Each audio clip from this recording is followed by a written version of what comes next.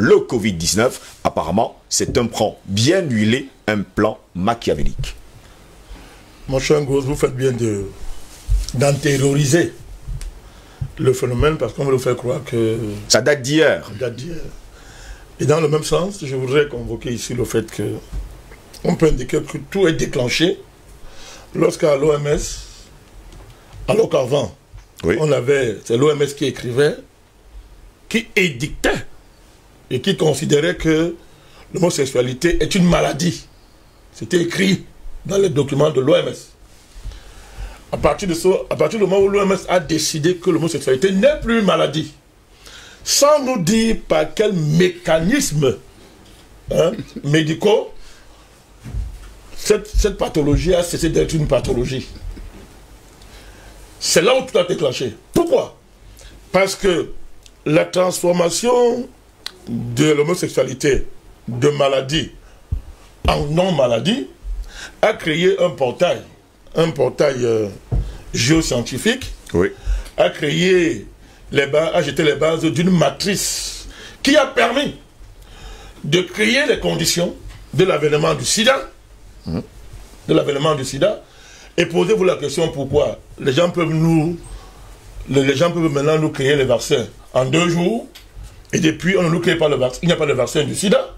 Vous vous demandez pourquoi? C'est ce que je vous dis. Donc, à partir de là, on a créé le sida, et le sida a été la phase intermédiaire qui débouche donc, qui accélère et crée les conditions d'un perfectionnement de ce qu'on appelle la biologie de synthèse, qui permet d'isoler des virus, de les fabriquer en laboratoire et de créer des bêtises qu'on appelle coronavirus. Cette bêtise-là. Donc, c'est ça. Tout part de là. Tout a été déclenché le jour où l'OMS, et moi je parle toujours de ça, que l'OMS dise au monde entier par quel mécanisme médicaux l'homosexualité a cessé d'être une maladie. On a traité ça comment? Quel est le traitement? Quel est le traitement qui était administré pour que quelque chose qui était une maladie, reconnu par l'OMS, c'est-à-dire l'OMS nous a appris que cette affaire-là est une maladie. Et comment subitement ce n'est plus une maladie pour créer les conditions, c'est ce que je viens de vous expliquer. Alors, il y a les documents, hein. Oui. Ceux qui veulent discuter, on fait un débat, on vient les documents. Donc, il n'y a plus de débat là-dessus là aujourd'hui. Ce que nous disons là pour le sida, il n'y a plus de débat là-dessus aujourd'hui. Vous comprenez? Bon, il y a tous les gens qui sont à le sida, c'est pas grave. On va revenir là-dessus. Donc, à partir de là, donc, vous avez un plan eugéniste. C'est ce qu'on appelle l'eugénisme. L'eugénisme, c'est le stade suprême du racisme. C'est la théorie qui dit qu'il y a une race supérieure. Blanc aux yeux bleus. Il l'appelait, c'est la race aryenne. Bon, maintenant, ce sont les Illuminati. C'est une race extrêmement supérieure, élue de Dieu, qui a vocation de guider les autres êtres humains, de les classifier en sous-hommes, en hommes moyens, en hommes mi-moyens, mi-inférieurs, et puis en hommes supérieurs. Évidemment, c'est eux qui sont supérieurs. Alors, ils ont le droit de décider à un moment donné qui doit vivre ou pas. C'est-à-dire qu'ils ont le droit de classifier en disant que, bon, ici, ces gens-ci méritent de continuer la vie à un moment donné de l'évolution humaine. D'autres n'en sont pas dignes, on les extermine. Et Bill Gates vous a dit que dans un premier temps, le projet, c'est d'exterminer 15% de la population mondiale. Ils appellent ça l'abattage. On va d'abord tuer tous ces gens-là. Ce qu'on dit là, il y a des documents écrits. Il y a les documents tout en risque écrits. Donc, on a surnommé ça en 1995 la purge. La purge, très bien. Donc, on va d'abord liquider 15% de la population mondiale. Oui. On a besoin de 600 millions d'habitants, pas plus sur Terre. Donc les eugénistes ont pour projet d'exterminer. Vous divisez la population mondiale. Edmond connaît ça mieux que moi, les économistes. On a combien? C'est 2 milliards, c'est combien? 7 milliards. 7 milliards et demi. Voilà. Donc si vous divisez 7 milliards 3, vous enlevez donc 600 000 de 7 milliards, vous avez le nombre concernant le génocide universel qui va être opéré. Ben, c'est de cela qu'il s'agit, monsieur. Génocide universel. Alors, je donne une autre preuve. Vous connaissez un monsieur qu'on appelle Kissinger? John Kissinger. Henry Kissinger. Du côté des États-Unis d'Amérique. Vous savez que c'est un malade mental, non? Allons-y. Vous savez que c'est un déréglé mental? Henry Kissinger a fait une conférence sur l'eugénisme. Écoutez bien. L'eugénisme où? À l'OMS. Je ne sais pas si vous l'avez dit. À l'OMS, on fait des conférences sur l'eugénisme. L'OMS, là, que vous appelez Organisation mondiale de la santé. Le 25 février 2009. Donc on peut dire que c'est récent. Par rapport à son âge, c'est récent. Et qu'est-ce qu'il dit? Écoutez bien, j'ai pris juste une partie. Vous allez comprendre à quoi c'est la vaccination. Une fois que le troupeau, donc on vous appelle d'abord troupeau, donc c'est pas dit, vous êtes des troupeaux. Une fois que le troupeau a accepté la vaccination obligatoire, la partie est gagnée. Et dès que le coronavirus a été déclenché, Kissinger est sorti de son trou à rat. Je m'en fous, c'est un rat. Moi je le dis à moi, c'est un rat. Je l'appelle comme ça. Il est sorti de son trou à rat pour dire que le moment tant attendu est arrivé. Et que j'espère que je vais vivre ça. Avant de mourir, je veux voir l'aboutissement de notre révolution. Oui. Il y a des documents. C'était l'année dernière, il a fait la sortie l'année dernière. Il y a des documents. Donc, il continue, il dit, le troupeau, c'est-à-dire les moutons, ils vont alors accepter n'importe quoi pour le plus grand bien. On pourra modifier génétiquement les enfants ou les stériliser pour le plus grand bien. Contrôler le mental des moutons, et les moutons c'est vous et moi, hein, des moutons, et mieux contrôler le troupeau. Les fabricants de vaccins peuvent s'entendre à faire des milliards, et plusieurs d'entre vous dans cette salle sont des inventeurs. C'est un énorme jeu gagnant-gagnant. On diminue le troupeau, et le troupeau nous paye pour leur fournir des services d'extermination. Je ne sais pas si vous comprenez ça. Quand je l'appelle rat, je suis gentil. Donc, voilà un hygiéniste. Donc, nous payons, nous finançons les services pour qu'on nous extermine. Voilà c'est à quoi c'est cette vaccination. Ces vaccins, il est démontré aujourd'hui que les vaccins là, à l'état là, s'opèrent dans un cadre extrêmement révolutionnaire. C'est-à-dire que hier, les vaccins s'appuyaient sur notre stock génétique, sur notre génome. Le repère, c'était notre génome, puisque le vaccin, pour grosso modo, le vaccin, c'est pour renforcer l'immunité. Renforcer pour faire face, parlons comme ça, à des maladies microbiennes.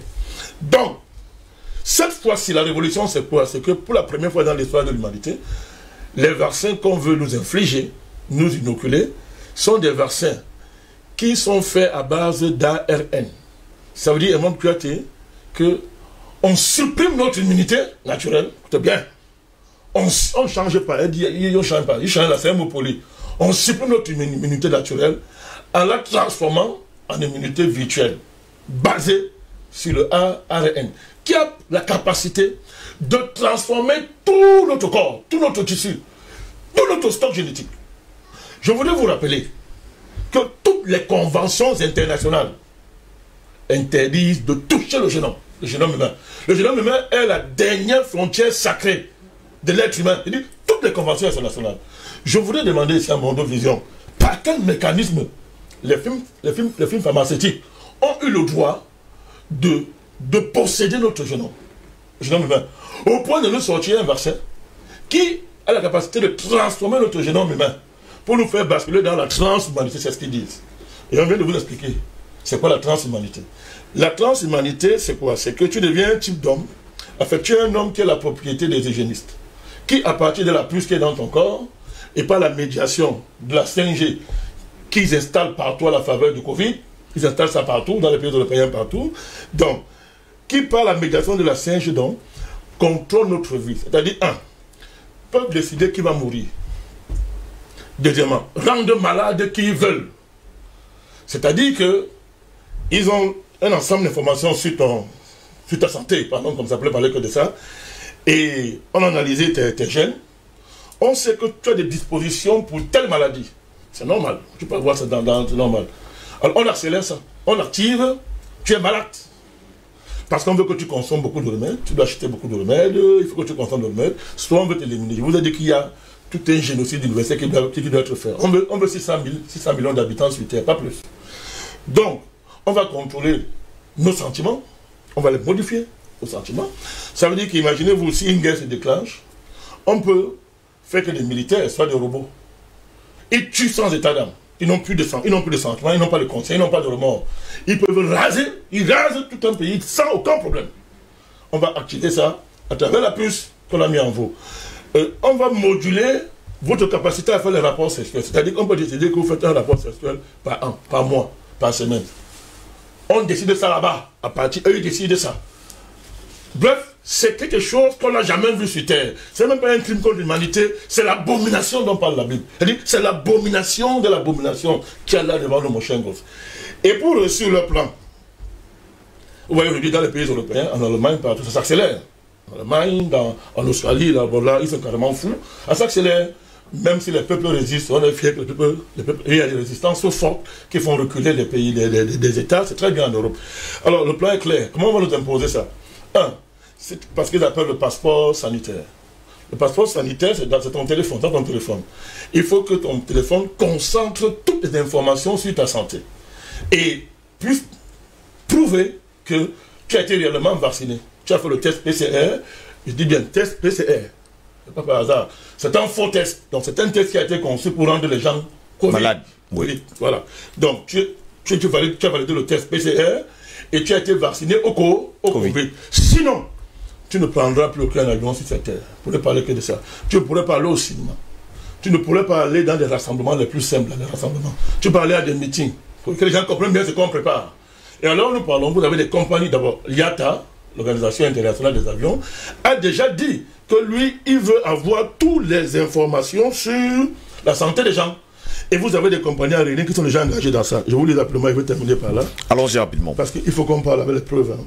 Parce que les gens nous écoutent. Voilà, je crois. On appelle ça le Common Pass. Ils appellent ça le Common Pass. Vous avez la compagnie United Airlines. Aux États-Unis. Lufthansa. Oui. Atlantique. Et des vols en partance de New York, de Londres, de Boston et de Hong Kong commencent déjà à exiger le Common Pass. C'est-à-dire que si vous n'avez pas ça, vous ne prenez pas l'avion. Ça, c'est la première phase qu'ils sont en train de faire. On va commencer par vous flatter en disant non, ça ne sera pas obligatoire. Comme ce que fait le bandit qui est en France là. Il dit que non, ce n'est pas obligatoire.